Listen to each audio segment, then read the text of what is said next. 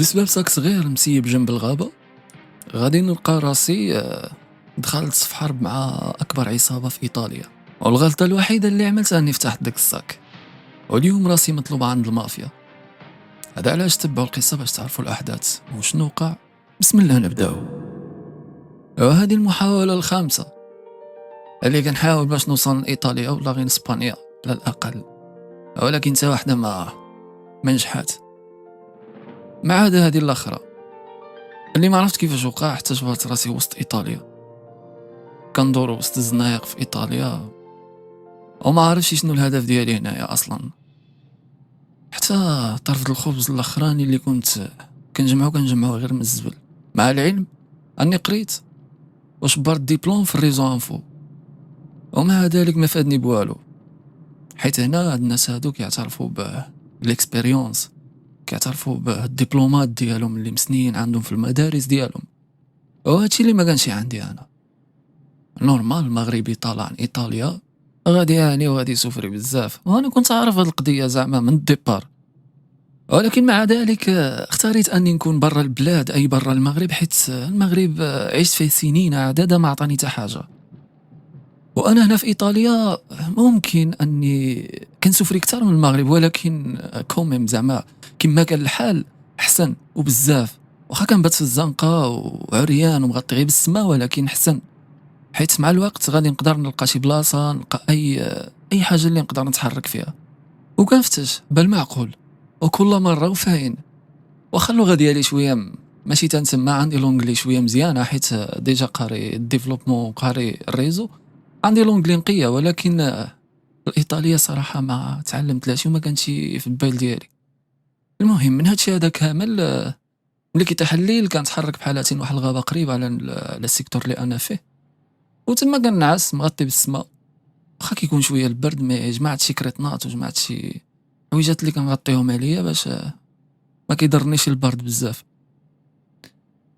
واحد النهار يمكن كانت 12 الليل، وانا يلا كنحاول ننعس، مع كان البرد داك النهار بزاف، كنسمع صوت شي طوموبيل دخلت في داك اتجاه الغابه، وجاتني غريبه حيت هاد المده كامله وانا كنعس هنايا زعما ما سبق ليش سمعت شي طوموبيل دخلت هنا.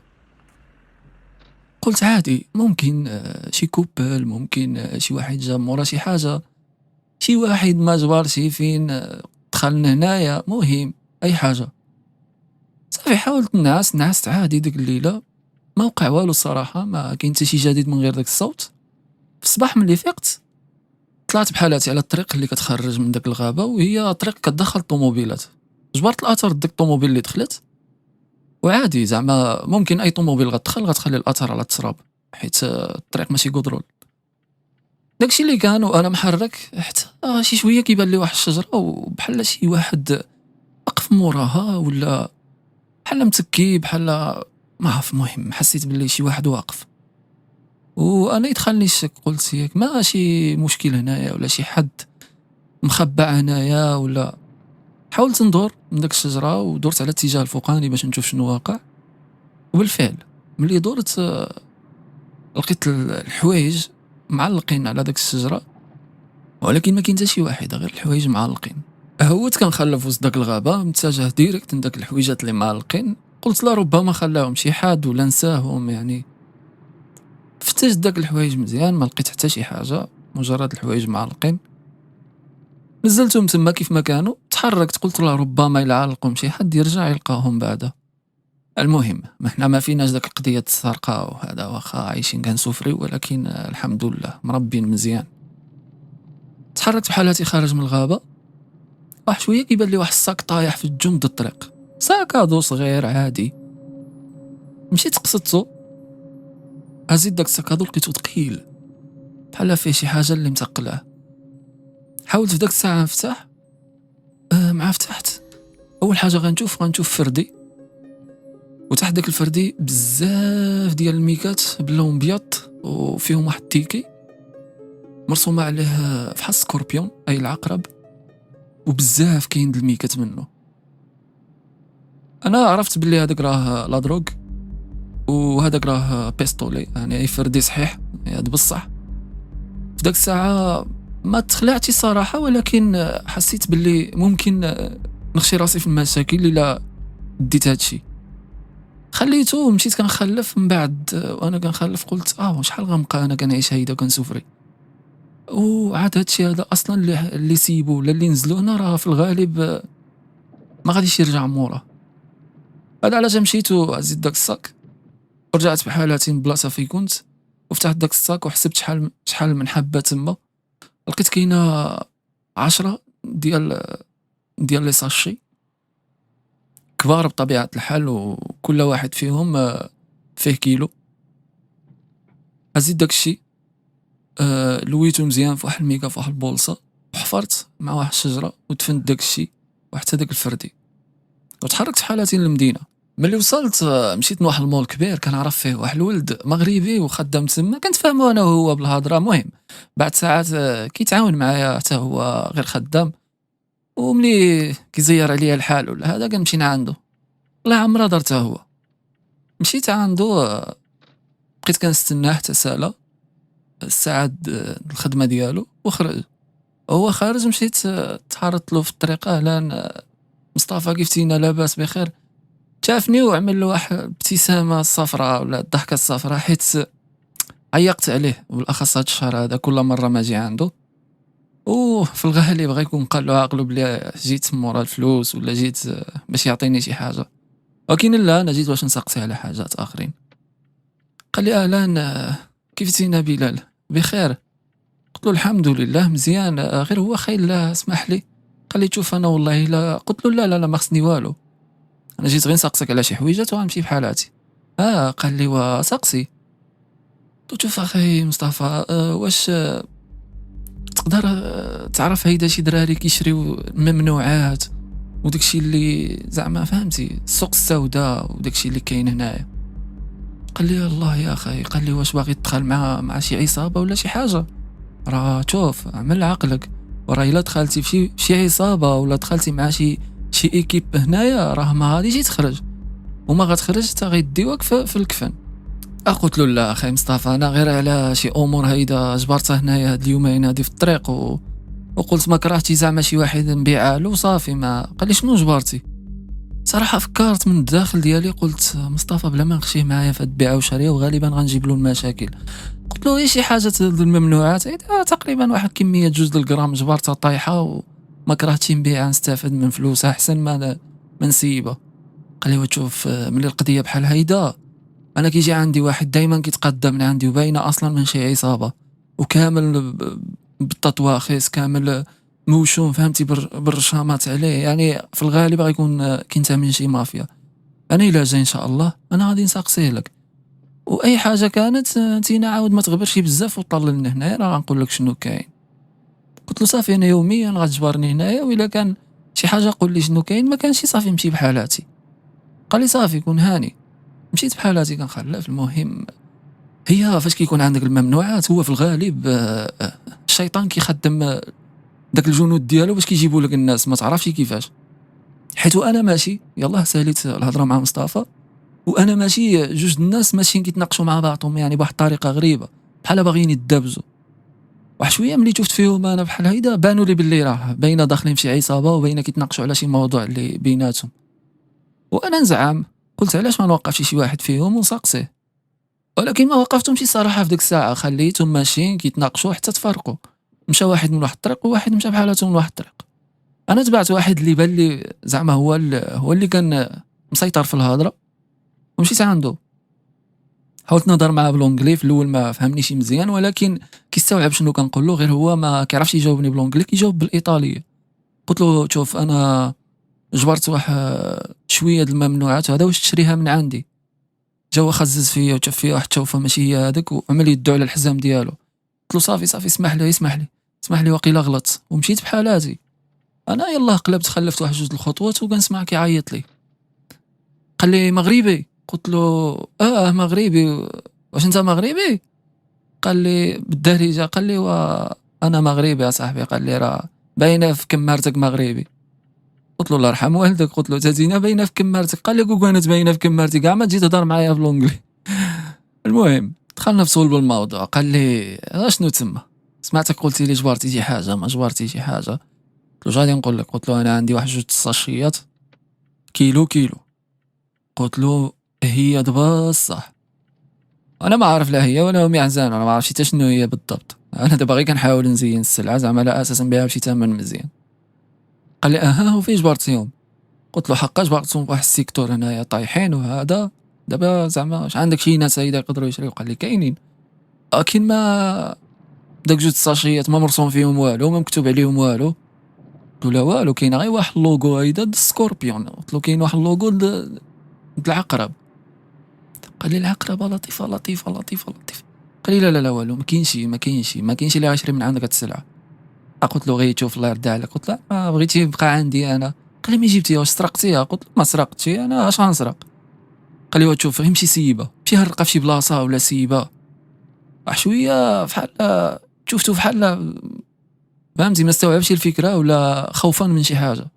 قلت له مالك ياك لاباس؟ قال لي شفتي هاد السكوربيون هذا اذا مشى طاح عليك باللي انتينا اللي عندك ديك السلعه.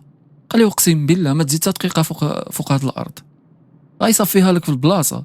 قلت له شكون هذا العقرب هذا؟ واش كتعرفوا نتينا؟ قال لي هذا شكون اللي ما كيعرفوش؟ هذا راه الرئيس د الموكرومافيا اللي حاكمه ايطاليا كامله صاحبي. انت ما جبرتي ما تعملها، زيتي السلعه ديالو ولا سرقتيها ولا ما نعرف شنو عملتي، هذيك راه السلعه ديالو ما كتضيعش، هذاك فين ما مشات غيجبرها.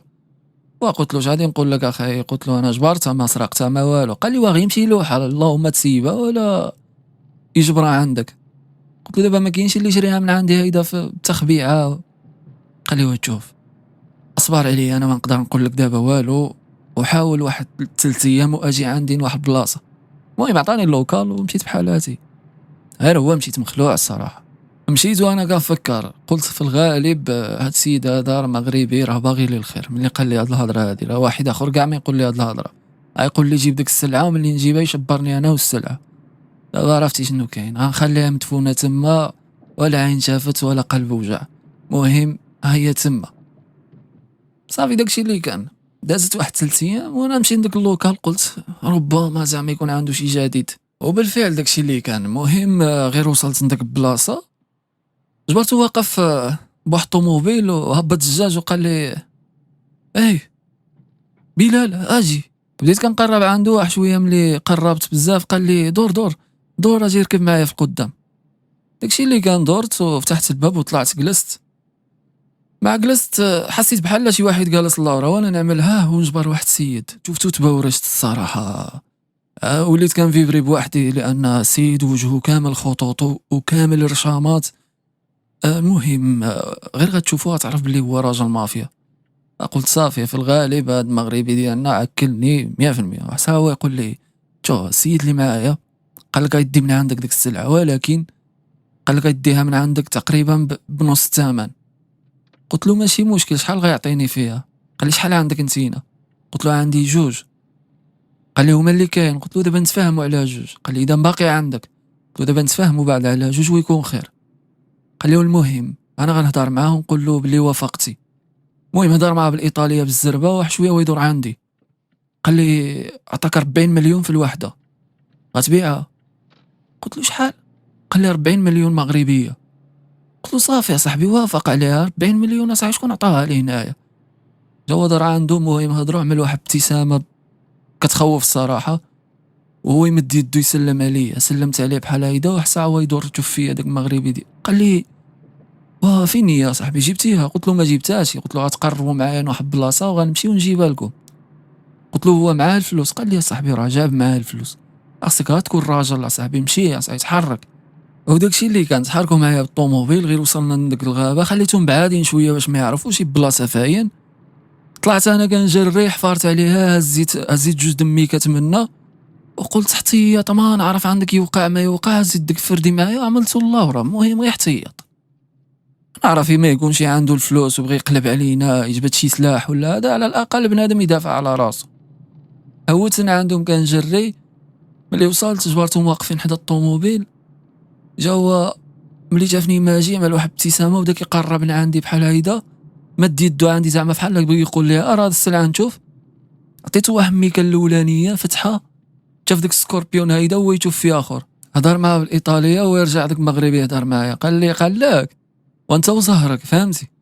الا خرجت له هاد السلعه هادي غيعاود يدي من عندك اخرى، ما خرجت له شي صافي، ما بلا ما تفتش انك تبيعي اخرى فهمتي، يمشي هرقها ولا عمل لها شي حاجه. قلت له صافي المهم دابا غير خلصني في هادي ويكون خير. اجبد واحد ماليطه كابو تما عنده منزله، قال لي هاك حساب.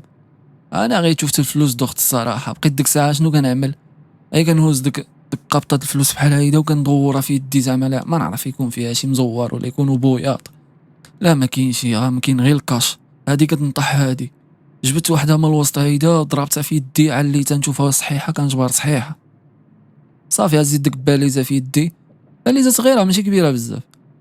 عطيتو ديك جوج ساشيات، الاولى كانت عنده زدت له الثانيه. في ديك الساعه قلت لهم صافي بسلامه، قالوا لي نوصلوك معنا، قلت لهم لا صافي ما توصلوني ما والو، خليوني هنايا انا غنهود بحالتي المدينه. جا هو تشاف فيا داك المغربي قال لي واكي شنو عملنا صاح.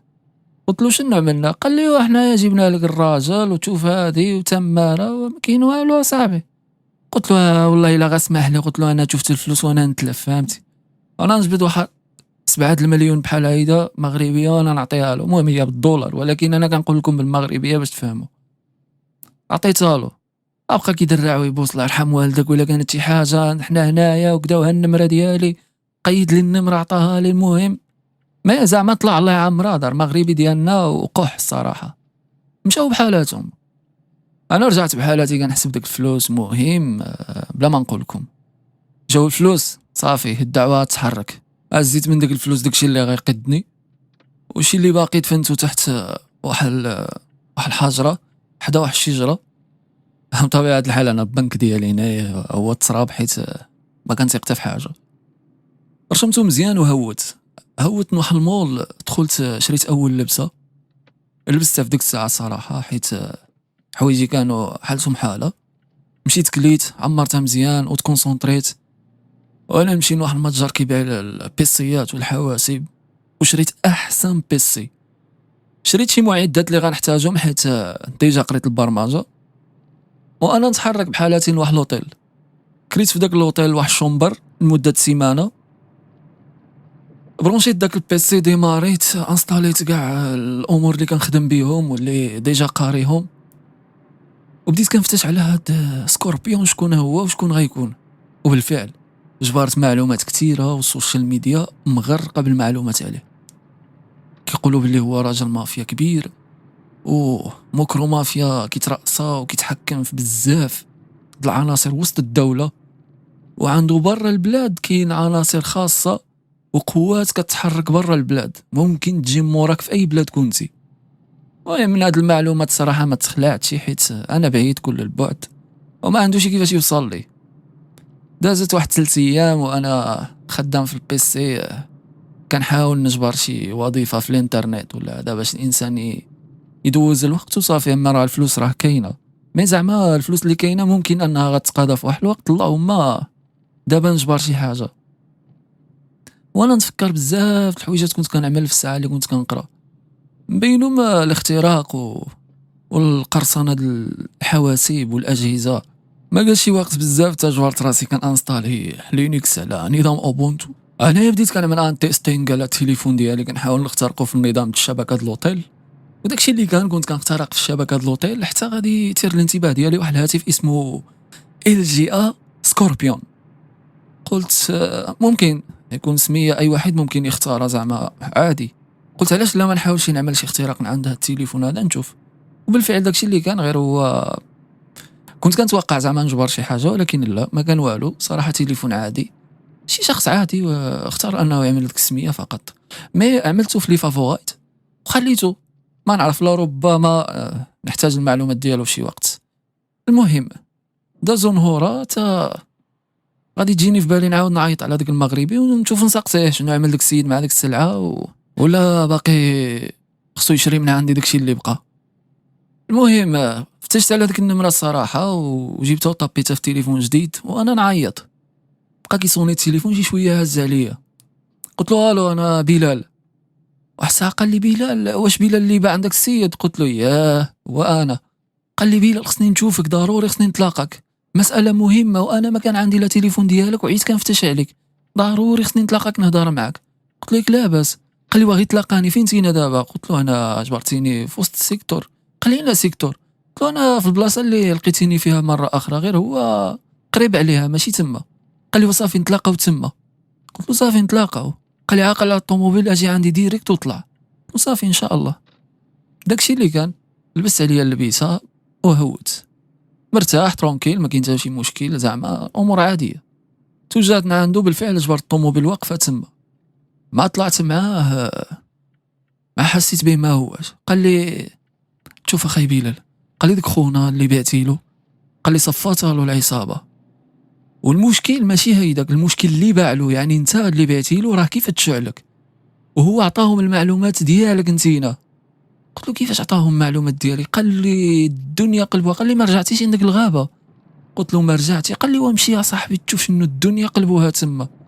قلت له بصح. قال لي والله العظيم يا صاحبي. قال لي ولكن رد البال، راه غيشوف هو داخل ولا خارج من تما غيصفيوها لك. راه 3 بنادم كان داخل تما غير كيعمل السبور وسالاو معاه صاحبي، انتينا باقا مقلوبه عليك القفه. قلت له شفتي، شكرا بزاف على هذه المعلومه. قال لي شوف دابا انتينا فين عندك ديك السلعه؟ قلت له اودي دابا ما كاين لا سلعه ولا هم يحزنون، دابا القضيه فيها العصابه كيف تشعليه. قال لي المهم دابا هما ما عارفينكش شكون بالضبط، حيت داك خونا ما كانش يعرفك، ولكن عطاهم الشكيل ديالك الصراحه. دابا رد البال.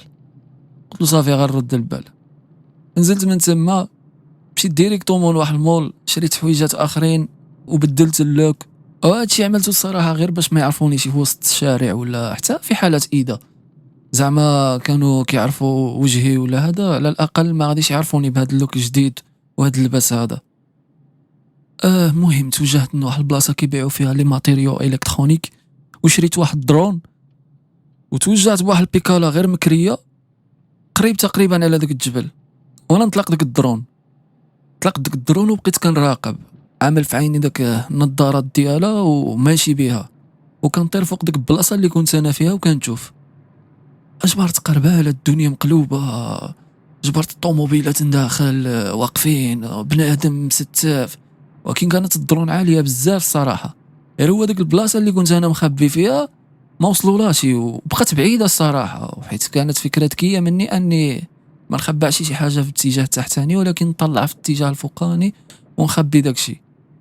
حاولت نقرب عند بالدرون، وغير بديت كنقرب سمعت داك الدرون كتلقى 2 ضربات القرطاسات، واحد شويه وهي تطفى داك الدرون.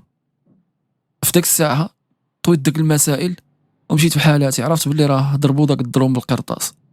في الغالب راه حين حنيت باش نشوف شنو واقع من تحت، قدروا يشوفوها وضربوها بالقرطاس.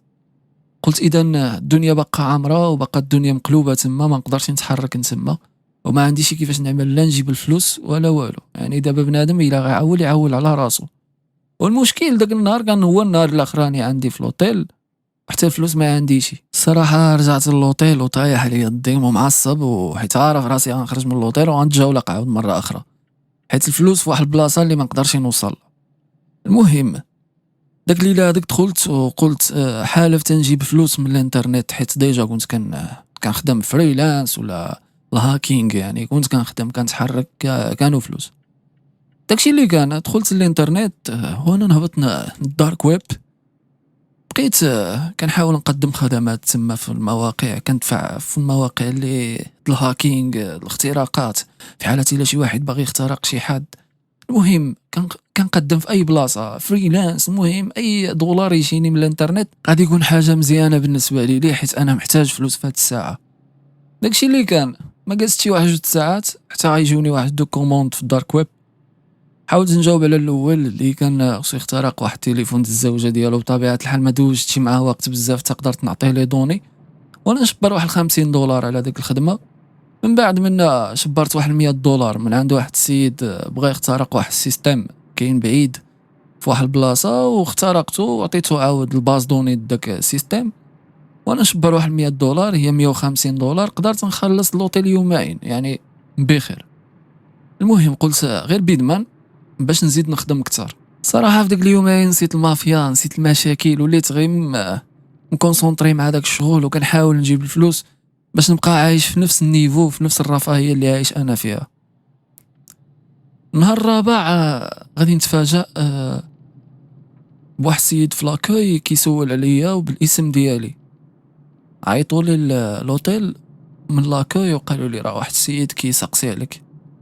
انا هاد لوطيل هذا بالضبط راه ما عاطي لا اسم لا داك المغربي ولا حتى شي واحد، ما عرفني حتى شي واحد فين انا. هنايا اوتوماتيكمون فتحت البيسي، دخلت على النظام د لوطيل اللي ديجا كان عندي مخترق، فتحت الكاميرات وانا نجبر واحد السيد لابس لبسه كحله وباين عليه رجل مافيا وكيسقسي عليا. وقلت انا في الغالب هذا ما جي غيصفيها لي في الغالب، حيت ما يمكنش كيفاش عرف السميه وكيفاش عرفني فين كاين. وانا نقول له لاكو، قلت له قول له ودي راه مشغول ما غاديش يقدر يشوفك دابا، اجي عنده في وقت اخر. وبقيت كنراقب شويه، هضرت معاه وداك السيد شاف اليمين واليسار وحنا لا بديك الايماء اوكي زعما، عمل راسو بحال لا غيخرج ومشى حتى مع الباب د المدخل. هو رجع يمشى اتجاه لاسانسور. انا صافي عرفت باللي راه القضيه وصلتنا للخطر. هذا علاش اوتوماتيكمون طويت داك البيسي، جمعت داك المسائل ديالي اللي كاينين تما، ما كانوش عندي حوايج كثارين صراحه، جوج البيسات داغيه قدرت نجمعهم وانا نخرج. والصدمه الكبرى هو انني ول ما غنخرج انا غيتفتح الباب د السنسور في نفس الطابق اللي انا فيه. عرفت بلي شي واحد كاين، ولكن ما كنتش كنظن باللي زعما راه غيكون عارف ليطاج وعارف حتى الشومبر. انا يلاه متجه للسنسور باش نتاكد، لا ربما ما يكونش هو، حيت صعيب باش يعرف فين انا بالضبط. ولكن للاسف كان هو. في داك اللحظه بجوج بينا تفاجأنا. انا ملي جات عيني في عينه وهو جات عينه في عيني، عرف بلي انا هو الشخص اللي كيفتش عليه، وانا عرفت بلي هو السيد اللي ماجي مورايا. هو شنو ظن بلي انا ما عارفش بلي هو داك السيد اللي كيسقسي عليا، وعمل راسو عادي، ولكن انا كنت عارفه. مع درت اتجاه الدروج وانا نجري، عرف القضيه بلي راه مفروشه، هو يجري من مورايا. كنسمعو كيقول لي ديك ستوب ستوب، ما قدرش نوقف، كنجري هوت في داك الدروج. ومهم ممكن 3 درجات 4 درجات ما كننزلش رجلي عليهم، كنقز حتى وصلت. ملي وصلت جريت خرجت من داك البلاصه. انا ملي خرجت من الشارع ظنيت بان الشارع ممكن غنكون نجيت منه، ولكن للاسف جيت في جوج اخرين جالسين في الطوموبيل، غير شافوني خرجت فتحوا واحد الفان وتهزيت من وسط الشارع من الفان ديريكتومون. عملوا لي فرادة على راسي وكيقولوا لي فين السلعه. انا ما فهمت والو الصراحه في داك الايطاليه ديالهم، كنهضر بالونجلي، كنقول لهم شي واحد يهضر لونجلي شي واحد يهضر لونجلي. صافي عملوا لي على عيني واحد الباندا وما بقيتش عارف راسي فين انا ماشي، تا غيزولوها لي في وسط واحد الديبو كبير. ربطوني مع واحد العمود الحديد كبير وسط داك الديبو، وجا واحد كيسقسيني بالونجلي كيقول لي السلعه فين هي، السلعه كانت عندك فين كاينه. كنقول له انا ما عارفش، ما شفت حتى شي سلعه. واحد حداه كيضرب بواحد الهراوه، وكل ضربه منا كنموت ونعاود نحيا مره اخرى. حتى حسيت براسي راه علاش انا ساكت، علاش ما باغيش نقول لهم فين كاينه، راه صافي. قلت لهم اوكي صافي، راه نقول لكم فين كاينه السلعه، ولكن السلعه انا. هو قطعني الصوت د واحد القرطاسه، وكنسمع الخلفه داخله بشويه، واحد شويه كيبان واحد الراجل كبير ولابس واحد القبعه غريبه، واللباس ديالو باين هاد المافيا وكيبان كزعيم. واحد شويه ركزت في يدو كنجبر واحد العكاز صغير، وفي الراس داك العكاز كاين واحد العقرب ذهبي، وانا نعرف هذا هو الزعيم باينه. شي شويه ويدخل واحد معاه كيهضر معاه، وهو كيعمل لك الايماء براسو زعما راه كيسمعو فاهم شنو كيقول. وصلت انا عندي، هو يميل راسو واحد شويه اليمين ويقول لي مغربي قالوا لي. قلت له كتهضر الدارجه؟ الحمد لله الحمد لله. جاوب بدا كيضحك، قال لي بلا ما تتوقع بان راه الا كنتي كتهضر الدارجه ولا مغربي راه زعما راك فلتي. السلعه خصها تنزل فين ما كانت. وقالوا لي باللي راك هاكر، زعما مخترق ياك. وقالوا لنا باللي اخترقتي شي تليفون ديال شي واحد معانا المافيا، ياك كاين هادشي ولا غلط؟ قلت له لا ابدا، انا ما عمري اخترقت شي واحد معاكم. قال لي ياك هاد السيد هذا كان في اللوطيل اللي كنتي فيه. قلت له يمكن، ولكن عادي زعما اخترقت التليفون ما جبرت حتى شي حاجه. قال لي قال لي شوف انا غنعطيك واحد العرض ما عمرك غتحلم به، وحيت عزازين عليا ولاد بلادي راه ما غاديش نخليك تضيع، غادي ترجع لي السلعه وغادي تخدم معايا. اشنو بان لك؟ ولا العكس، ما ترجع سلعه ما ترجع حتى انت، نساليو معاك هنا نمشيو بحالاتنا ومريتنا ما عنده بس.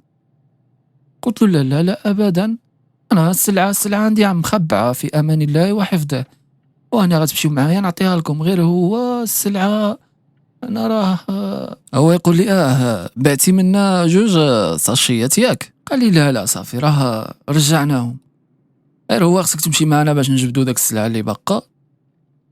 وقلت له الفردي، قال لي راه جبروه الدراري عندك مع الحويجات ديالك، وداكشي باش عرفناك انتينا راه دخلنا للحاسوب ديالك وعرفنا بزاف د المعلومات عليك.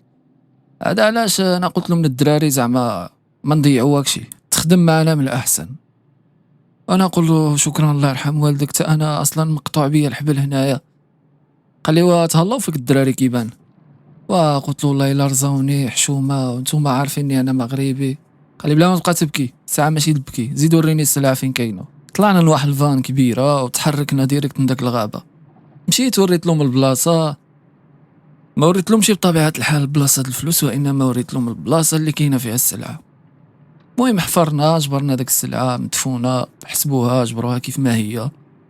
تحركت معاهم رجعنا نديبو، وقال لي المهم اليوم ارتاح ياك، وغدا ان شاء الله غتجيك اول خدمه، وحاول تخدم بعقلك ما تبقاش غير ترون. المهم داك الليل ارتحت مزيان، كليت ونعست. غدا المهم تقريبا مع داك 12 النهار جا عندي واحد السيد وعطيني واحد نمرة التليفون وعطيني شي عناوين، قال لي خصك تراقب هاد العناوين وهاد نوامر التليفون وتعرف المكالمات الصادرات والواردات ديالهم، واي حاجه عليهم تحاول تعرفها، وفي اخر هاد الاسبوع هذا تعطينا المعلومات كامله ان شاء الله. قلت له صافي داكشي اللي كان. عملت واحد سيستيم د المراقبه، راقبت التليفونات العناوين الكاميرات اي حاجه ممكن تجيب لي معلومات على داك الناس، وجمعت واحد الكم هائل د المعلومات وعطيته لهم في واحد الملف مرفق بواحد اليو اس بي فيها بزاف حتى هي د المعلومات. الغد لها غنتفاجأ بلي البوس ماجي الزعيم جا براسو تان عندي، قال لي تبارك الله عليك برافو عليك، ما عندي ما يتسالك جبتي شي معلومات الدراري هنا يضربوا معاهم اشهر وباقي ما جبدوش هاد المعلومات اللي جبتي انتينا، كيفاش عملتي له؟ قلت له كنستعمل بزاف د الانظمه وكنستعمل بزاف د السيرفرات وما عنديش باب واحد، كاين بزاف د الابواب كنخدم عليهم. قال لي اذا راك مجهاد. قال لي تبارك الله عليك، انت غادي نقربك عندي، صفقوا عليه صفقوا عليه. وبداو ديك ليكيب اللي معاه كامله كتصفق، غنخزن غير اللي بالتطوا خيسه اللي مشحط في وجهه اللي في يدو، ما كاينش ديك يا مرحميني، ما كاينش الا غلطتي معاهم يصفيوها لك في البلاصه. صافي داكشي اللي كان جرني مع داك الليله هذاك، قصرنا في واحد البواط، انا ما كنشربش داخل سوق راسي. المهم مشينا غير نشطنا وخرجنا بحالاتنا. ملي كنا ماشيين بحالاتنا جبد واحد الرزمه د الفلوس وعطاها لي، قال لي هاك هادي غير باش ديباني بها دابا ومن بعد يجيك الخلاص ديالك. انا مشيت فرحان داك النهار، مهم شبرت واحد الاوتيل وتكيت مع راساتي ديك الليله مزيان، حتى كنسمع التليفون كيصوني مع داك جوج د النهار. ما هزيت التليفون قلت الو، هو يجاوبني الزعيم البوس، الو فين فين تينا؟ عرفتي باش يعيط لك الزعيم في جوج د النهار ويقول لك الو ترونكيل، راه خصك تكون شي واحد واعر. جاوبته عادي، قلت له انا في الاوتيل. قال لي اين اوتيل؟ عطيته الاسم د الاوتيل، قال لي غير نسى الاوتيلات دابا، راه انا نعطيك دار اجي عندي دابا، وراه غتلقى الشيفور دابا غتلقاه تما حدا الاوتيل، غير استنى شي شويه بد ما يوصل. قلت له صافي داكشي اللي كان. نزلت انا بقيت كنستنى شويه، جا واحد الشيفور بواحد المرسيدس، طلعت معاه مشينا دخلنا لواحد القصر رفتي وفاره. مع دخلت بقيت غير كنشوف اليمين اليسار، داكشي ما عمري شفتو، انا كنت كنشوفو غير في الافلام وبقيت ماشي داخل مع داك السيد، واحد شويه كنجبر واحد السيده واقفه عرفتي. المهم شفتها وانا نتلف، ما بقيتش عارف راسي واش انا في الاوتيل ولا. المهم دوزت دخلت عند البوس، سلام لاباس بخير، المهم عادي هضرنا، عطاني واحد المفتاح، قال لي هاد المفتاح هذا غيديك شيفور، راه كاينه واحد الفيلا وغتسكن فيها، حسبه ديالك وجهزها كيف ما بغيتي، بدل فيها كيما بغيتي، اعتبرها ديالك. قلت له دابا واش نعتبرها ديالي ولا ديالي؟ قال لي سيدي ديالك بالصحه، بلا ما تعتبرها راه ديالك، غير هو خدم معايا راجل واي حاجه كانت حنا هنايا. قلت له ما تخافش، قلت له انت مغربي ديالنا والدم ما عمره كيغدر الدم وانا معاك. شويه باقيين كنهضروا وهي تدخل ديك البنت، عرفتي واحد الباس بياط وداكشي د المولوك، هو يشوف فيا فهمتي ديك تشوف ايه رد البال، وانا نرجع نشوف فيه عادي زعما بحال ما شفت والو. هو يسبق لي الهضره، قال لي شوف هذيك راه بنتي، وإلا اي حاجه قاصتها راه ممكن نقلب عليها العالم، بحال كيصيفط لي ديك الميساج عندك يغرك الشيطان ولا تمشي تدور به، فهمتي زعما فهم راسك.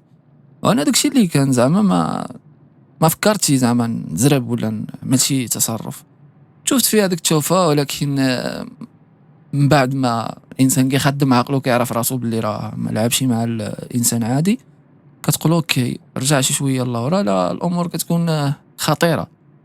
داكشي اللي كان خرجت بحالاتي، مشى معايا شيفور من داك الفيلا، دخلت لديك الفيلا جبرتها ديجا مجهزه اصلا، ما عندي ما نجهز فيها، زيدت غير شي سيرفورات اللي كنخدم بهم فقط، مهم ولي كابل د الانترنت اللي غنحتاج. ديك العشيه هذيك بالضبط غادي يوصلني واحد الرابور، واحد الملف مرفق معاه واحد اليو اس بي وفيه شي معلومات على شي ناس وضروري نجبد عليهم كاع لي دوني، وهذه هي الخدمه ديالي داخل هاد العصابه. كنجبد لي دوني على الناس، معلومات، تحركات، لي زابيل واي حاجه ممكن نوصل لها من الانترنت. داكشي اللي كان دوزت واحد 3 ايام، جمعت بزاف د المعلومات، ملتهم في واحد اليو اس بي مع شي تصاور في واحد الملف، عاودت رسلتهم. البوس عيط عليا قال لي برافو، العمل ديالك تبارك الله عليك ما عندي مثال لك، غير رد البال ومسح الاثر ديالك في الريزو باش ما يعيقوش بك. قلت له ما تخافش هذاك الشغل ديالي. وديك الليله بالضبط ما عرفتش شنو وقع، مع تكيت على الكاما جاتني في بالي ديك البنت البوس، بنت الزعيم. بقيت كنخمم، قلت دابا زعما ما يمكنش يوقع شي حدث، شي حاجه تبدل الاوضاع، زعما هيدا نتلاقاو ونهضروا. ومشيت كنحلم بحال هيدا، تسدتني عيني، غير هو القدر كان عنده كلام اخر. في داك الصباح فقت تقريبا مع 12، جاني الصوني من عند واحد الفرد من افراد العصابه، وقال لي ودي راه البوس باغيك عنده في القصر. قلت له علاش ما عيط ليش هو؟ قال لي معاه شي ناس في واحد الاجتماع ومشغول، وعطى غير الامر باش نعيطوا لك. قلت له مرحبا على الراس والعين. وانا نتحرك، ديجا عندي طوموبيل مخلينها لي على اسمي والمسائل ديالي كامله، تحركت بها، وصلت نتما، تفتحوا البيبان، دخلت بالطوموبيل، وقفت في واحد الباركي كبير تما، نزلت طلعت في الدروج الصغار، دخلت في الباب الكبيره، وتبان لي الطابله وسط داك القصر وجالسين فيها 3 الناس والزعيم. قلت السلام، رحبوا بيا. دخلت، بدا كيهضر معاهم بالايطاليه، فهمت شي شويه بحال كيبغي يقول لهم هذا هو السيد اللي هضرت لكم عليه واللي كذا وكذا. المهم بقاو كيهضروا معايا، كيحاولوا يهضروا معايا بالونجلي، كنفهمهم شويه على ديك المسائل د الريزو كيفاش كنجمع المعلومات، وهما متعجبين ومستغربين من داكشي اللي كنقول. شويه فرحوا فهمتي بالتواجد ديالي معاهم والطريقه كيفاش كنهضر وما الى ذلك. الزعيم عجبو الحال حتى هو، بعد ساعات كيشوف فيا ديك النظره ديال الفخر، يعني كيفتخر بيا باني من بلادو، اني كنقدر نعمل هذا الشيء هذا.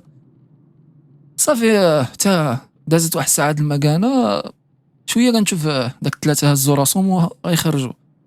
انا قلت اوكي تا انا نخرج. قلت له واش ممكن نمشي تا انا؟ قال لي لا غير جلس، باقي خصني نهضر معاك. صافي جلست معاه، بقى كيهضر كيقول لي هاد الناس هادو راه هما تا هما رؤساء وفي نفس المافيا، وراه فروع كثيره في المافيا، وهادو تا هما راه شابرين مناطق كبيره. هذا علاش الا جاونا شي معلومات ولا شي حاجه ممكن انك تخدم معاهم والفلوس ديالك غيتدوبلو.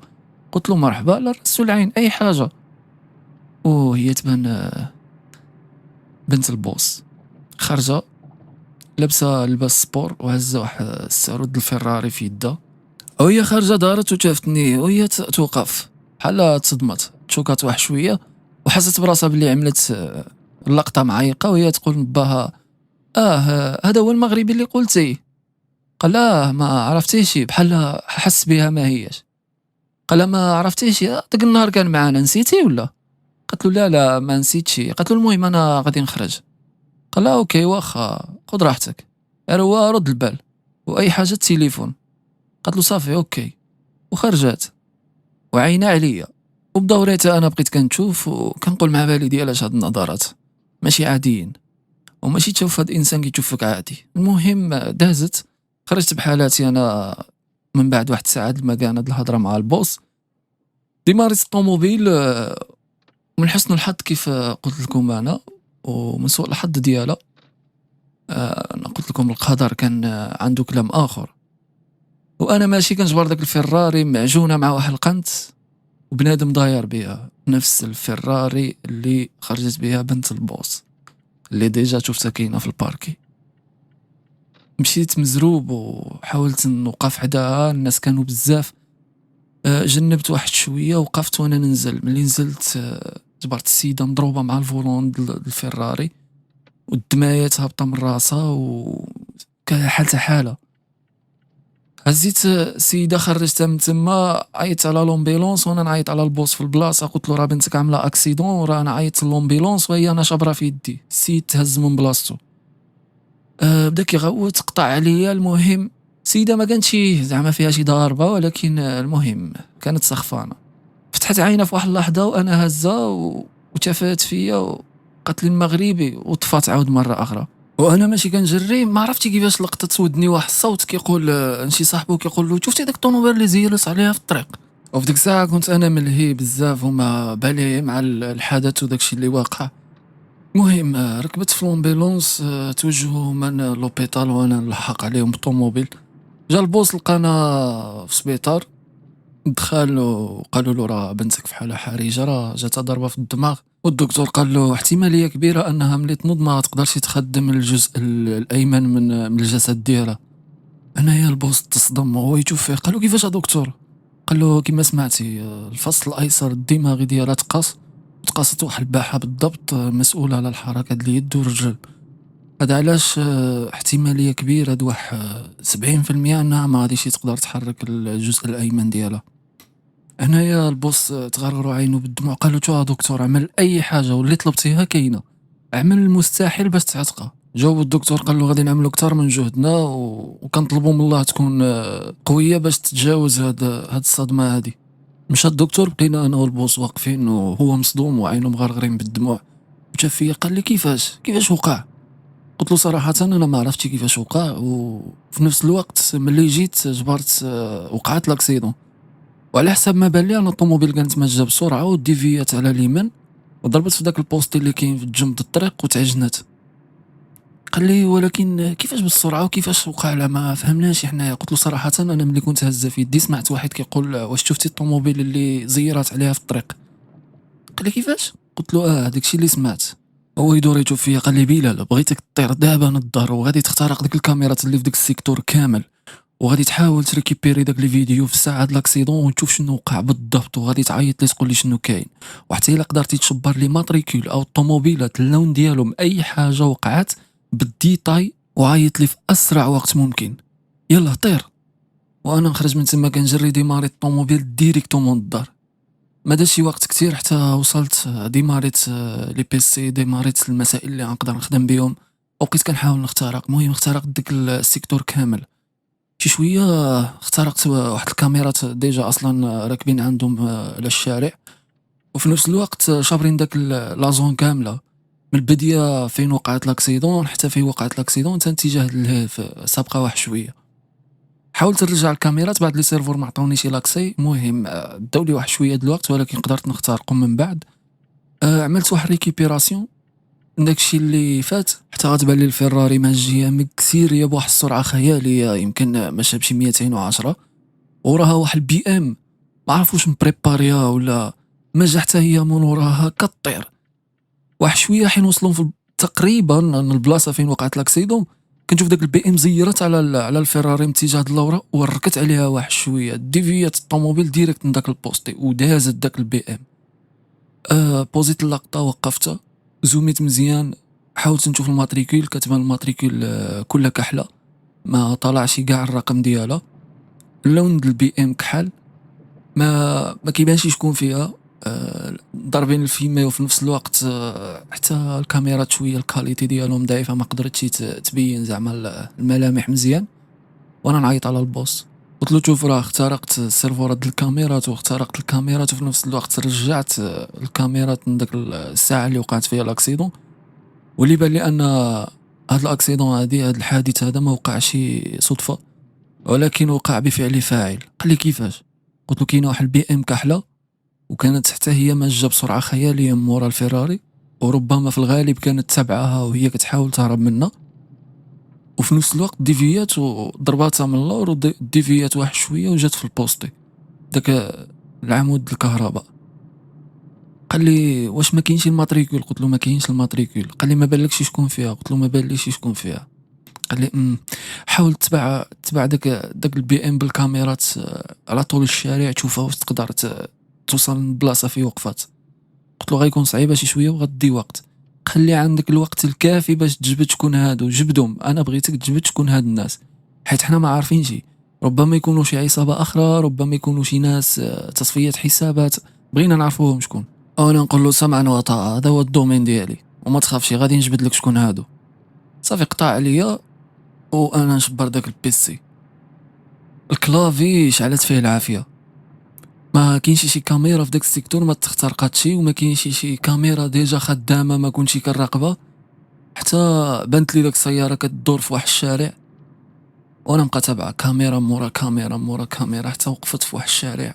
نزلوا واحد الجوج ملتمين، وقفوا واحد شويه في الشارع واحد الساعه وهي تبان واحد الفان كحله. هاد الفان كانت فيها الماتريكول، وطلعوا في داك الفان وديما راتو تحركت. انا بقيت تابع داك الفان، ديت الماتريكول وحاولت نبقى متبع داك الفان في الكاميرات حتى غادي تخرج على المدينه. هنايا ما كانوش الكاميرات وللاسف قدرت تغبر وسط واحد الغابه اللي ما كان فيها حتى شي كاميرا. الكاميرا الاخرانيه كانت في واحد الشارع. وهنا اتصلت بالبوس، قلت له شوف راه كاينه واحد الفان ركبوا فيها وراه تحركوا، راه كاينين جوج ملتمين ما بانتش الصوره ديالهم مزيان. قال لي حافظ على الفيديوهات كاملين، ساعة الاكسيدون حتى الساعه اللي جبرتيهم ركبوا في الفان حتى الساعه اللي نزلوا، كلشي بغيتو يكون عندك وميمواريزيه في شي يو اس بي باش نشوفوه من بعد. قلت له ان شاء الله. قال لي شوف عندك الماتريكول حاول تعرف شكون.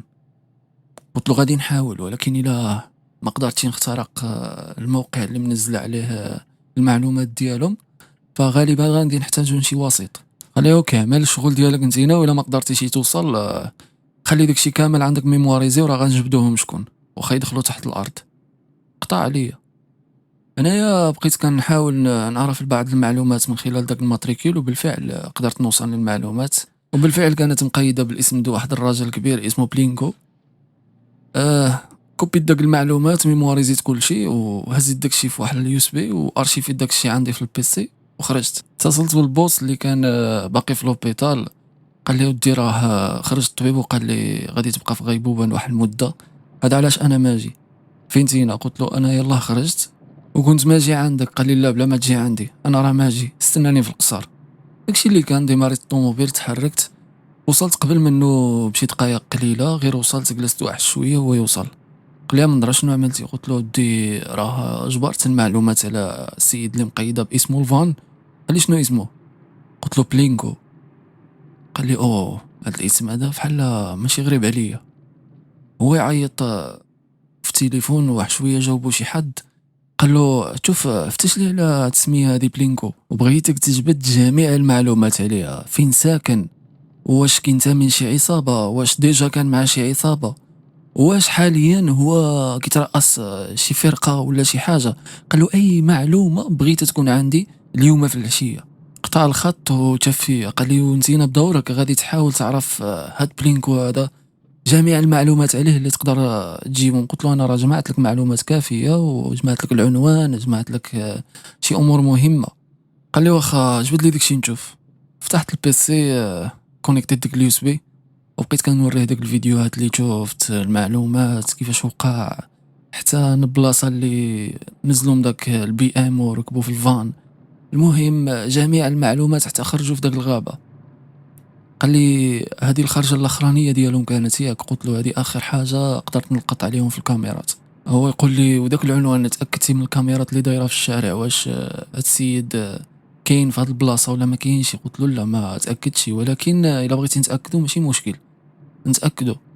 قال لي غتحاول تأكد بعدا في هاد القضية هادي، وزيد واحد القضية أخرى، ملي غيوصلوني المعلومات راه غنعطيك جميع المعلومات اللي وصلتني، وغادي نحاولوا ننسقوا بيناتنا باش نعرفوا شكون هاد السيد واش بالفعل هو مول الطوموبيل. حيت انا هاد القضيه د انهم ركبوا في الطوموبيل بالماتريكيل ما دخلتليش راسي، حيت في الغالب عصابه بهذا التنسيق هذا كامل وهازين طوموبيل في الاول بلا ماتريكيل ومن بعد يركبوا في طوموبيل ماتريكيليزي. هذاك يعني حاجه واحده، انهم بغاو يموهونا في الغالب باش نبقاو حنايا ندورو في حلقه مفرغه وما نجبرو حتى شي معلومه عليهم. وزيد عليها القضية أنهم خرجوا من المنطقة الحضارية وخرجوا للغابة بالضبط.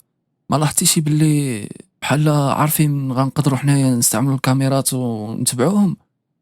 قلت له جاتني في بالي هذه الفكرة، ولكن قلت في الغالب أي واحد عمل شي جريمة اللي هي يفترض أنه خصو يهرب من وراها راه في الغالب غيهرب للغابة. قال لي ممكن، ولكن كيبقى غير احتمال. هذا علاش غادي نحاولوا نتاكدوا من هذا الشارف هذا شكون هو. جمعت الوقفه ووقفت قلت له انا غادي نمشي بحالاتي دابا باش نراقب داك بلينكو ونشوف هذا الحي اللي ساكن فيه واش كاين فيه شي حركه ولا شي ترافيك ما هواش. قال لي لا، انا الا وصلتني المعلومات راه نعيطها لك. داكشي اللي كان تحركت انا، مشيت كنراقب داك الحي كامل اللي كاين فيه داك بلينكو، ولكن للاسف ما كانت شي حاجه اللي زعما كتثير الانتباه، ولا داك الفان اصلا ما بانتش في الحي مره. وهنا دازت واحد المده اللي ما حسيتش بها صراحه وانا مراقب ديك الكاميرات حتى غيصوني لي التليفون. شفت لقيت البوس، هزيت قلت له نعم. قال لي شوف راه وصلوني معلومات مهمه ومعلومات سريه جدا، هذا علاش ما نقدرش نقولهم لك في التليفون، حاول تجي عندي. قلت له صافي انا غنجي. داكشي اللي كان خرجت ديماريت الطوموبيل وتحركت من عنده. فوا وصلت للقصر لقيتو ماشي ماجي في وسط القصر وكيحيح وكيسب، وغير تافني دخلت هو يقول لي المخبر جاب لنا معلومات مهمه. المعلومات الاولى على السيد كيقول لك بانه هو انسان عادي ما عنده حتى شي مشكل مع الدوله، ما كينتمي حتى شي عصابه، وما عنده حتى شي حاجه شي اثار اللي ممكن اننا زعما نشكوا فيه باللي هو مول الفعله. ولكن الصدمه فين كاينه في الوثائق اللي قدر يجبر المخبر، هو انه كان ضابط روسي والان متقاعد وبدل الجنسيه وبدل الاوراق ديالو على اساس انه مواطن عادي ما عنده حتى شي مشكل. دابا اللي بغيتك تعرف هو اننا اليوم غادي ندهموا داك الدار ديالو غادي ندخلوا عليه. هذا علاش بغيناك انتينا تراقب المنطقه كامله وتعطينا اي تحرك، وغادي تبقى اون كونيكت معنا في الساعه اللي غنتحركوا. قلت له صافي ان شاء الله. قال لي ونزيدك حاجه اخرى، هاد السيد هذا راه منظم عصابه في الخفاء وكتخدم مع الناس د الدارك ويب. شوف الا قدرتي تجبر شي معلومات عليه ومن خلال الاسم ديالو واش تقدر تجبر عليه شي معلومات في الدارك ويب ولا في الديب ويب. قلت له ان شاء الله داكشي اللي غيكون. قال لي لا توكل على الله. وانا نتحرك درت في حالي في بلاصتي ما وقفتش حتى 5 دقائق. رجعت بحالي وخدمت على هاد المعلومات بدماني يجيني لابيل من عندهم باش نراقب المنطقه. داكشي اللي كان مع فتشت في الديب ويب غادي نجبر بالفعل باللي كاينه واحد تنظيم خفي كاين وكينتميو له بزاف د الاعضاء. هذا علاش حاولت ندخل المره الاولى الثانيه الثالثه دخلت، وملي دخلت ما حاولت نعمل حتى شي ضجه، بقيت وكاني جمد بحال داك الظل الواقف، وبقيت كنراقب المجموعه شنو كتقول. وغادي يثير الانتباه ديالي واحد الميساج غيوصل في داك المجموعه مكتوب عليه الطير اللي طلبت هو راه جريح وفي الغالب راه كينزف، ما غاديش يدوز وقت كتير حتى يموت. وكمل الميساج ديالو بواحد القولة ولا تكتب له عمر جديد غادي يكون هو الطعم د العملية اللي ماجة. أنا الأعضاء بالفعل تفاعلوا معه وكاملين عطاوه إشارة بأن صافي كلامه راه واضح. أنا تحركت أنا واحد الحركة داخل داك المجموعة واللي كانت مدروسة بالنسبة لي، وكوبيت داك الميساج اللي كتب. مجرد اني كوبيتو غيوصل ميساج اخر مكتوب عليه الجدران في هاد القاعه ولاو كيسمعوا انسحبوا. وبمجرد قريت الميساج كنلاحظ بلي البيسي ديالي واحد الكميه د الهجمات كيوصلوه وعلى اي بيات مختلفه، وواحد البريت فورس وقع على السيرفر في البلاصة طفيت البيسي وخرجت كنجري، ركبت في الطوموبيل عيطت على البوس قلت له راه قدروا يوصلوا لي للبلاصة، راه لقيت المجموعة وراه كانوا كيهضروا بالضبط على آخر الأحداث اللي وقعت. قال لي حتى أنا عندي معلومات مهمة عاد وصلتني، حاول توصل عندي القصر. داكشي اللي كان بواحد السرعة وصلت عنده، غير دخلت جبرت معاه واحد جوج واقفين كيهضروا معاه شوية، خلاهم وجا عندي قال لي شنو المعلومات اللي قريتي؟ قلت له دي راه جا واحد الميساج وبالضبط كان فيه تلميح على لاكسيدون اللي وقعت، وغالبا هاد الشارف هذا هو اللي عامل هاد المشكل هذا كامل.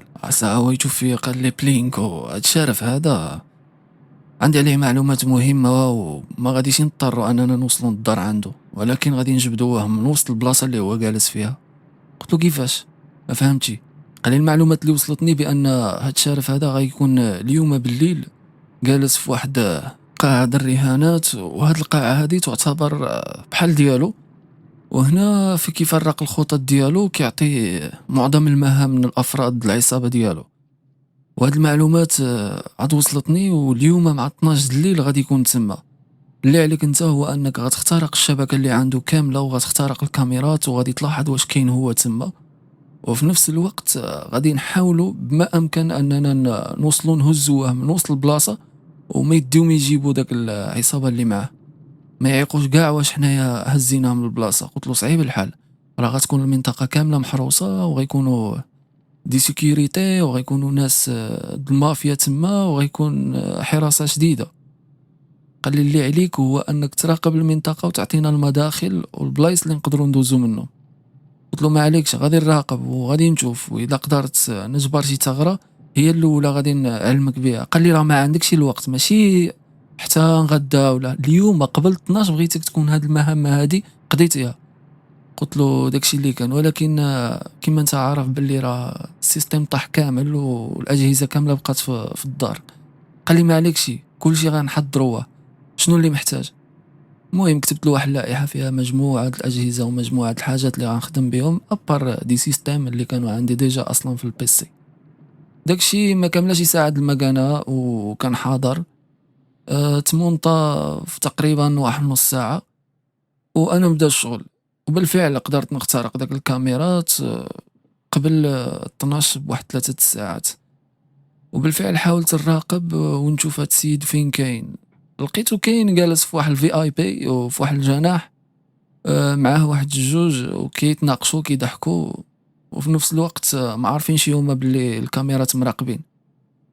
هنا غادي نلاحظ باللي كاين واحد الممر تقريبا شبه فارغ ما فيهش الناس بزاف، ومن خلال المراقبه ديالي للكاميرات قدرت نكتشف باللي كاينه واحد الباب خلفي كيدخل ديريكتومون واحد لاصال كبيره، وديك لاصال من وراها بالضبط فين كاين داك بلينغو. وانا نعيط للبوس قلت له راه تقريبا لقيت واحد الطريقه وحاول تجي عندي نشوفوا واش ناجحه ولا لا. جا عندي ما كاملاش 5 دقائق وهو واحد السيد وقف ورايا، وبقيت كنشرح له هاد الممر هذا راه غندخلو من هنا، ولا الا ما قدرناش على هاد الاتجاه هذا راه ممكن هاد الباب هذا غير هو كيكون مسدود، خصنا شي حد اللي غيقدر يفتح هاد القفل، وملي غندخلو غادي نمرو ديريكت لهاد لاصال اللي في الاصل كتكون خاويه في معظم الوقت، وغادي تدخلو كزبائن عاديين باش ما تثيروش الانتباه، وغادي تحاولوا توجهوا ديريكتومون لاصال اللي كاين فيها، وغير نعطيكم الاذن باللي راه هو بوحدو. داك الساعه خطفوه من تما وخرجوا من نفس الاتجاه، وانا غنكون معكم في الخط. داك الساعه البوس هز راسو شاف داك السيد اللي معاه، وداك السيد عمل واحد الايماء براسو زعما راه اوكي، وقال لي شوف غتستعمل هذا الجهاز هذا باش غتواصل معنا، واي حركه بغيناك تعلمنا بها وراه غيتصلوا معك ليكيب كامله وغادي تكونوا في تواصل، وانت غتعطيهم الاذن وقتاش غيدخلوا وقتاش يتحركوا، واي حركه كانت غادي تكون انت معاهم في تواصل. قلت له راه ممكن الا دخلتهم تما يكون الريزو ضعيف. هو يقول لي هذا الجهاز اللي عاطيك انا راه ممكن يجبر الاشاره واخا تحت الماء. قلت له صافي اوكي. داكشي اللي كان ما كاملاش واحد ساعه ونص حتى بانت لي الفان كتوقف حدا داك صاله القمار، وواحد شويه ويوصلني لابيل. هدر معايا واحد قال لي واش الامور مزيانه تمام؟ قلت له صبر شي شويه. راقبت المنطقه مزيان من خلال الكاميرات، وقلت له واحد فيكم يتوجه في خفاء ويمشي يحاول يفتح الباب. ولكن نعطيه اشاره باش يرجع بحالته للفان. قال لي اوكي. شويه كيبان لي واحد نزل من داك الفان وتوجه ديريكتومون من داك الباب. انا بقيت كنقلب في الكاميرات وبقيت كنراقب المنطقه، اي حركه مشبوهه غادي نعلم الدراري باش يتراجعوا. شويه خدم الصوت وقال لي اوكي الباب تفتحت والسيد راه غير رجع للفان. قلت له اوكي. واحد شويه كيبان لي راجع للفان، دخل للفان وشد الباب.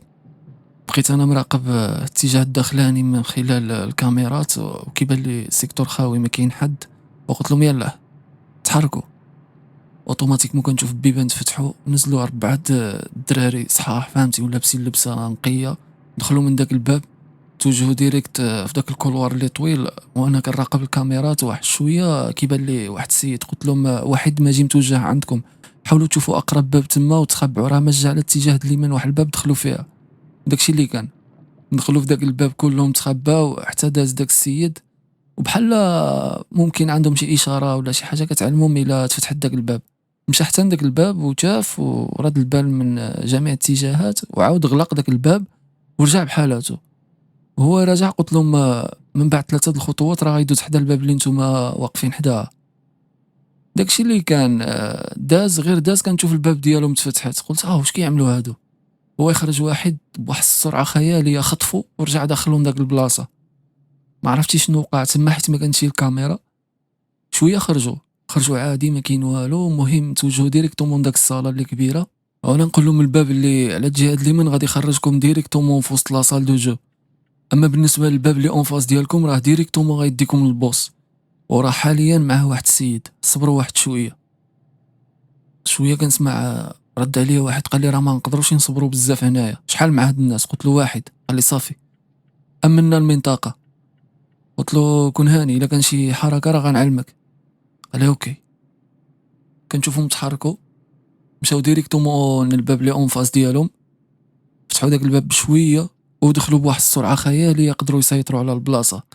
ضربوا هذاك اللي واقف حداه وبقى غير داك الشارف واقف وهز يدو. زربوا عليه جروه من تما. كنسمع هضر معايا قال لي الطريق واش خاويه؟ قلت له خاويه.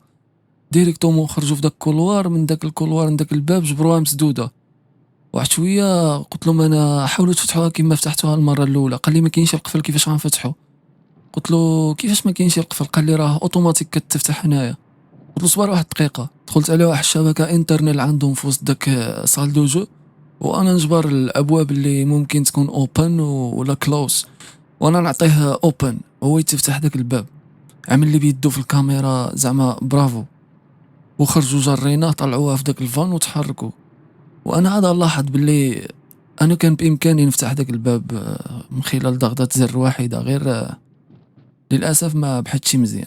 المهم مشاو توجهوا ديريكتومون للقصر البلاصه اللي انا فيها. ندخلوه وكنسمع الحيحه والهرج وشي ضربات القرطاس. شويه جاني الفضول وانا نهود طليت وجبرت بلينكو مربوط مع واحد الكرسي والبوس واقف عليه وكيقول له اعطيني الاسماء ولا غنسالي معاك. شويه داك بلينكو عمل واحد الضحكه طويله وهو كله دمايات. قال له واش كتظن بلي غنعطيك الاسماء بهذه السهوله؟ شتي واخا تعزل راسي على الجسد ديالي وتنزلو حداك راه ما غاديش نقول لك. وتعصب ديك الساعه البوس وهو يضربو بواحد الهراوه في يدو، تتهز من داك الكرسي وجا في الارض. وانا نوقف مورا البوس وقلت بصوت هذا، قلت له راه ممكن نعاونك بواحد الفكره. هو يدور يشوف فيا بعينو حمر، صافي السيد خارج على السيطره. علاش من فكره غتعطيني دابا؟ اش من فكره؟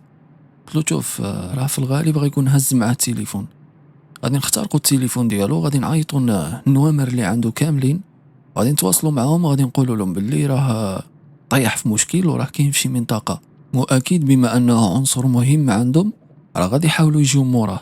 وهذه هي الضربه ديالنا باش غنطيحوا هاد العصابه كامله وفي مره واحده، وفي نفس الوقت غادي نعرفوا شكون هما بالضبط. هو يشوف فيه قال لي يلا خدم اش باقي كتعمل. داك الساعه عطاني واحد التليفون اللي جبدوه الدراري من عند داك بلينكو، هزيتو طلعت كنجري برونشيتو مع البيسي ديكوديت داك التليفون وقدرت نعرف بزاف د النوامر واخر نوامر اتصل بهم، وقدرت نجبد من ديك النوامر اللي مهمه واللي عنده علاقه بهم وطيده، واتصلت بهم وقلت لهم انا راه محاصر في واحد المنطقه وراه واحد العصابه محاصراني والاسم ديال المنطقه راه كذا، وحاولوا تجيو في اقرب وقت، وجمعوا العصابه كامله. وداكشي اللي كان ما كنتش كنتوقع بلي الخطه غتنجح واحد النجاح اللي هو كبير. وملي استعدينا وجمعنا حتى حنايا الافراد ديالنا وتحركنا لداك المنطقه اللي عطيناهم وطوقنا داك المنطقه كامله، وما كنتش كنتوقع بالكميه د الرجال والطوموبيلات اللي وصلت لداك المنطقه، كم هائل. هنايا شبكة قرطاس، كلشي كيتيري. انا كنت مراقب المنطقه عن بعد من خلال واحد الدرون، ولاحظت باللي بالفعل العصابة ديالنا د البوس قدرت تسيطر على الأوضاع، وقدرت تصفي عندك الرجال د العصابة بلينكو كاملين. وفي نفس الوقت تم القبض على بزاف د الرجال من ديك العصابة، والخطة ديالي كانت ناجحة 100%. هنايا فاش وصل البوس ديجا كان قضى الغرض ديالو، سالا مع داك العصابة. فاش سولتو قلتلو شنو الأمور اللي وقعت، بقى كيعاود لي على اساس انا زعما ما كنتش كنشوف. ومن بعد فاجأته بالفيديوهات، قلت له جي تشوف شنو كان واقع، ولاحظ باللي المنطقه كامله كانت عندي مراقبه. قال لي برافو عليك، ما يخافش عليك بنادم، وانت كون على يقين راه البلاصه اللي غتحط فيها دابا راه ما عمرك حلمتي بها. وبالفعل داكشي اللي كان. داك الليله دازت، والصباح ملي فتحت عيني غادي نجبر واحد الكونتاكت وواحد المفتاح وواحد الصبري، ومكتوب على ديك الصبري شكرا بزاف على التعاون ديالك، وهذا اقل ما يمكن اني نعمله من اجلك. فتحت داك الصبري، جبرت واحد الكارت كيشي اللون ديالها ذهبي وفي مسطره بالكحل، وفي نفس الوقت داك السوارت واحد الساروت كيبان على انه شي دار، والساروت ديال واحد البورش باينه انها شي حاجه واعره. هوت كنخلف الدروج وانا نجبر البوس كيفطر، وواحد الابتسامه مرسومه على وجهه. قال لي كي جاتك الهديه؟ قلت له زوينه، غير هو الكارت كيشي باقي ما عرفتش علاش. قال لي هذيك راه مقيده بسميتك وراه فيها واحد المبلغ، وديك الساعه حاولت تشيكي المبلغ اللي كاين. ونزيدك حاجه اخرى، راه عيطوا لي هاد الصباح من لوبيتال واليوم ان شاء الله راه تخرج بنتي، وان شاء الله راه غادي تخرج كتخلف وبخير وعلى خير. قدرت تتجاوز داك المشكل، وداكشي علاش جبرتيني اليوم غادي نعمل واحد الاحتفال كبير في الدار. هذا علاش بغيتك تكون حاضر في الاحتفال. قلت له واحد السؤال، دابا بالنسبه للمفتاح البورش راه عرفت الطوموبيل، وشكرا بزاف حيت الطوموبيل كانت كتعجبني من دايما. قال لي بصحتك. قال لي وشنو اخر؟ قلت له بالنسبه للمفتاح اخر ديالاش واش الكراج ولا؟ قال لي لا لا لا ماشي الكراج، مشي هبط نباركي وديماري الطوموبيل ديالك وتشوف، وغادي تجبر تما العنوان، وغادي تجبر بزاف د الامور اخرى. داكشي اللي كان. هوت انا الطوموبيل، مع دخلت الطوموبيل كنجبر واحد صندوقه صغيره منزل فيها فلوس كاش، وفي نفس الوقت منزل فيها واحد العنوان، ومنزل حدا داك العنوان واحد السوارتات اخرين صغارين. انا نبقى نشوف داك الخير وفي داك الطوموبيل اللي اللهم بارك، من داك النوع اللي كيعجبني تا انا، ومداخل عامره كامله وكل تجهيزات الكترونيك ومجهزه بالاي اي، شي حاجه خياليه. وانا نتفكر النهار الاول فاش وصلت لهنا وكنت ضايع، وحتى من الماكله كنجمع غير من الزبل. كيفاش تبدلوا الاقدار، وكيفاش لعب معايا الزهر حتى لهاد الدرجه. غير هو بقى واحد الحاجه، كان خصني نهضر مع البوس على بنته، ولكن ما قدرتش حيت شفت بان الامر صعيب بزاف. ولكن القدر ما عنده حتى شي حاجه صعيبه. هذا علاش في ديك العشيه هذيك بالضبط، ملي عمر القصر والاصوات د الموسيقى والزوار والضحك والنشاط، غادي تبان لي هواده وكتخلف بشويه، نظرا لان الحاله الجسمانيه ديالها كانت بقى شويه عيانه. وانا بغيت نعمل فيها الصواب، زعما عندك طيح ولا شي حاجه. قربت، وفاش قربت قالت لي انت اللي اعتقتيني. قلت لها ايه. قالت لي تبارك الله عليك، ما عندي مثالك، وقالوا لي باللي انت اللي طيحتي العصابه بالخطه ديالك. قلت لها قالت لي ممكن نخرجوا لا تيراس نهضروا شي شويه. لا ما كاين حتى شي مشكل. من بعد خرجنا لا تيراس في واحد المنظر واعر والاضاءه والاغاني. وقالت لي خصني نسقسك في الساعه د لاكسيدون واش كنتي تابعني، واش كنتي عارفني فين انا ماشى.